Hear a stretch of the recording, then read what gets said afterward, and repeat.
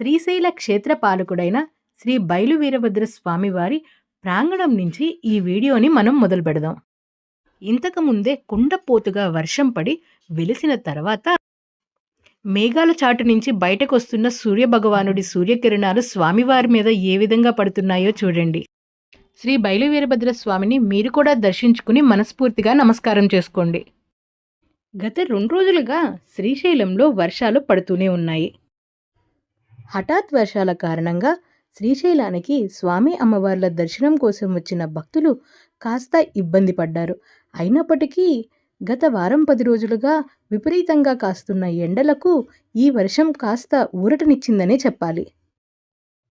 ఒక శ్రీశైలంలోనే కాదు, రాష్ట్రంలో పలు ప్రాంతాల్లో వర్షాలు పడినాయి కదా, దీంట్లో విశేషమేముంది అని మీకు అనిపించవచ్చు.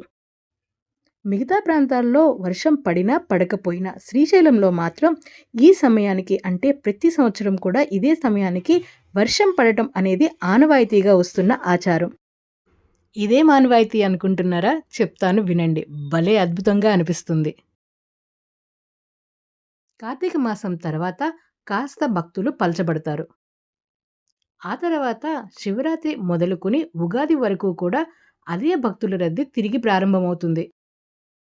మహాశివరాత్రికి 10 రోజులు ముందు నుంచి మొదలైన భక్తుల రద్దీ ఉగాది పర్వదినం అయిపోయిన తర్వాత 2 రోజుల వరకు విపరీతంగా ఉంటుంది. ఉగాది సమయంలో అయితే కర్ణాటక నుంచి లక్షల సంఖ్యలో భక్తులు శ్రీశైలానికి వస్తారు.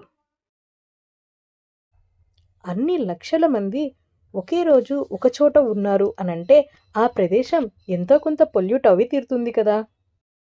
ఉగాది అయిపోయిన వారం రోజుల్లోపు ప్రతి సంవత్సరం ఈ విధంగా కుండపోతగా వర్షం పడటం అనేది సహజం. శ్రీగిరి పర్వతాల మీద పడిన వర్షాలకు జలధారలన్నీ అన్ని దిక్కుల నుంచి శ్రీశైల క్షేత్రంలోకి ప్రవహించి ఎక్కడ ఉన్న చెత్త మొత్తం కూడా కొట్టుకుపోయి మాడవీధులు అన్నీ కూడా శుభ్రపడిపోతాయి. ఈ విధంగా శ్రీశైల క్షేత్రం ప్రతి సంవత్సరం తన్ను తాను శుభ్రపరుచుకుంటుంది. దేవస్థానం హాస్పిటల్ సెంటర్లో ఉంటుంది ఈ విశాలమైన రావి చెట్టు. యూజువల్గా ఎప్పుడూ ఈ చెట్టు కింద చాలామంది సాధువులు, భక్తులు సేద తీరుతూ ఉంటారు. వర్షం కారణంగా ఇప్పుడు ఇక్కడ ఎవరూ లేరు. ఇంకొక వీడియోలో ఈ రావి చెట్టు వైశిష్ట్యాన్ని మళ్ళీ వివరిస్తాను. అప్పటి వరకు అందరికీ నమస్కారం. జై హింద్.